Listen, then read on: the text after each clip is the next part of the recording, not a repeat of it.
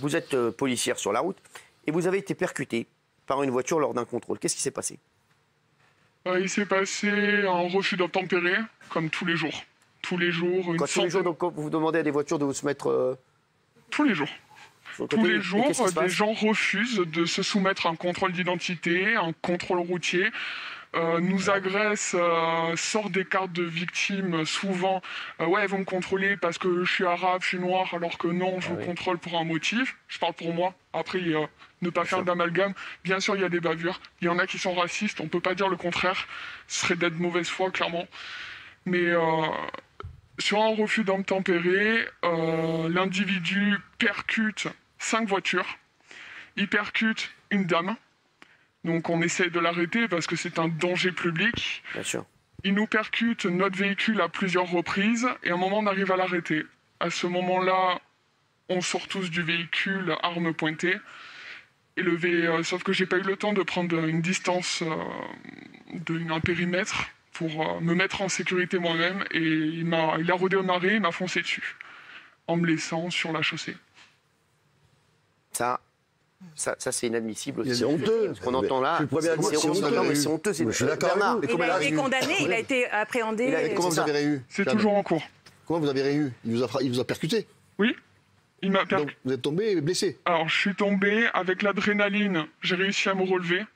J'ai eu les séquelles 5 minutes après quand j'ai réalisé vraiment ce qui s'est passé et voilà.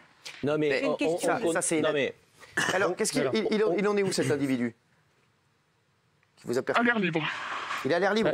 On condamne. C'est marrant, les flics ont été les flics ont été enfermés à titre conservatoire et pas cet individu. Non mais ça c'est inadmissible qu'il soit dehors. On condamne les violences qui peuvent être commises par certains policiers. Et on a raison de le faire et il faut le faire parce qu'effectivement, ça distingue cette minorité de policiers qui n'a pas sa place à la police nationale de l'immense majorité qui fait son job correctement. Mais en même temps, il y a un paradoxe quand je vous entends, Jeanne. Vous êtes en train de nous expliquer, et on peut tous le comprendre, et vous parlez avec beaucoup de sincérité et de vérité, qu'on est dans une société de plus en plus violente. Des refus d'obtempérer tous les jours, des agressions verbales tous les jours, des provocations tous les jours. Certes, il y a un grand paradoxe, c'est que le discours politique, il dit qu'il vous soutient. Mais quand on regarde dans les 10 dernières années, 13 000 fonctionnaires de police de moins. Oui. Quand on regarde dans les 10 dernières années, 2000 CRS de moins pour faire face aux manifestations. Quand on regarde dans les 10 dernières années, on est passé de 12 mois de formation, quand on rentre dans la police, à 8 ou 6 mois. On a supprimé en 2015 l'épreuve gestion du stress. C'est pas rien quand même, dans un métier comme celui-là. On a, dans la police nationale, plus de 25 millions d'heures supplémentaires impayées. On a des gens qui gagnent des salaires pitoyables par rapport au job qu'ils font, quand on est gardien de la paix ou brigadier, je parle du bas de l'échelle, et un métier extrêmement difficile. Il faut savoir que sur les manifestations où on a eu des tirs de LBD qui ont arraché des mains, crevé des yeux, les tirs de LBD, la plupart qui ont été portés, ne l'ont pas été par les gendarmes mobiles et par les CRS, qui sont des professionnels de l'ordre public. C'est ce que je voulais dire tout à l'heure. Et ils ont été portés par des gens qui ne sont pas formés à l'ordre public. Et qu'on a mis sur le terrain le samedi, avec un LBD sans heure de formation. Ouais. En fait, il faut aussi qu'on parle de ça. Oui. Il faut qu'on condamne les violences qui sont faites par quelques policiers, qui n'ont pas leur place à la police, mais il faut qu'on parle aussi de cette corporation qui est en souffrance. Ouais, 50 suicides par an dans la police nationale. Et tout à l'heure, il y a un chiffre qui n'a pas été donné. Il y a un chiffre qui n'a pas été donné par Grégory. Mais Grégory, vous savez, il y a 7%. La police représente 7% des fonctionnaires en France, 55% des sanctions. Une question pour Jeanne, parce que tout à l'heure vous avez dit quelque chose de très important, et on verra si, monsieur, vous pouvez nous le confirmer. Vous nous dites que des policiers sur le terrain partent sur le terrain en sachant qu'ils n'ont pas la capacité d'interpeller techniquement, parce que j'ai vu que ça vous avait interpellé. Donc, vous partez sur le terrain, et pour beaucoup, je vais la poser à madame, donc vous confirmez, et monsieur le syndicaliste va pouvoir nous le dire, que vous savez que vous n'avez pas la technique d'interpellation nécessaire et que vous n'avez pas la capacité d'interpeller.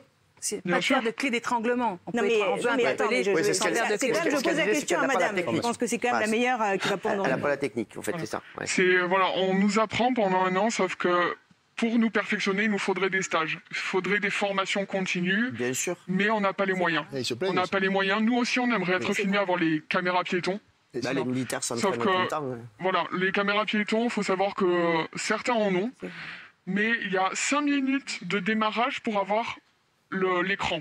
D'accord. Vous pensez vraiment que quand on est sur une interpellation... attendez... Ouais, donc 5 minutes, et là, il peut s'en passer des choses. Oui, monsieur le ministre, Jean-Baptiste Djebbari. Non, enfin, je vous disais, et d'ailleurs, Gérald Darmanin a été clair sur le sujet. Vous avez parlé d'un problème de formation, d'un problème d'équipement. Il a pris des engagements très clairs sur le sujet. Et par ailleurs, je rappelle qu'effectivement, beaucoup de postes ont été supprimés, mais c'est ce gouvernement qui a décidé d'en remettre 10 000. Alors, 10 000 recrutements, ça ne se forme pas en 3 jours, vous l'avez dit. Aujourd'hui, on prend des gens avec 8 de moyenne et inférieurs au concours. Oui, mais c'est pas qu'un sujet dans la police, d'ailleurs, du ménage. Alors là, on sort vraiment dans la baraque. Voilà le problème. Jean-Baptiste. Non, après, simplement, vous avez dit quel est le message politique, parce que chacun a dit le sujet est politique. Le message politique, il est extrêmement clair.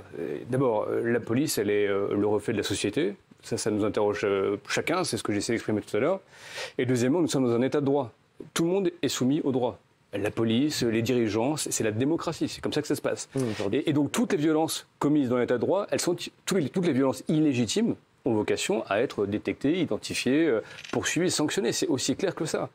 Dès lors qu'on établit qu'une violence est illégitime, a fortiori dans la police qui, pour le coup, ont des prérogatives particulières puisqu'ils ont le droit d'user de la force. Et c'est vrai qu'on leur demande peut-être encore plus aux policiers parce qu'eux ont l'usage légitime de la force. Et quand forcément cette force, cette violence légitime, elle est détournée de son objet, ça paraît effectivement insupportable pour les citoyens. Donc il faut entendre tout ça. Le sujet, c'est certainement un sujet d'abord de confiance, de toujours essayer de toujours mieux se comprendre. C'est un sujet de formation, c'est un sujet d'équipement. C'est un sujet de transparence. Et je pense que de ce point de vue-là, tant le président de la République que le ministre de l'Intérieur ont posé un cadre très clair. Et ce cadre, il a vocation effectivement à continuer à s'améliorer. Vous n'avez pas la sensation quand même, malgré tout, d'avoir demandé aux policiers d'avoir géré la contestation sociale pendant 2 ans. Quand vous dites qu'il y a eu l'exercice légitime de la violence, tous ces mains arrachées, ces yeux éborgnés, c'était pas légitime. Et pourtant, il n'y a eu aucune sanction par rapport à ça. Les victimes aujourd'hui n'ont pas vu que les enquêtes de l'IGPN ou de la justice les concernant ont pesé. Et donc, en fait, vous avez jeté toute une corporation qui est là pour défendre le droit, qui est là pour défendre l'état de droit, qui fait vivre notre droit fondamental à tous, à la sécurité. Et en fait, vous l'avez envoyé pour faire de la gestion politique de l'opposition.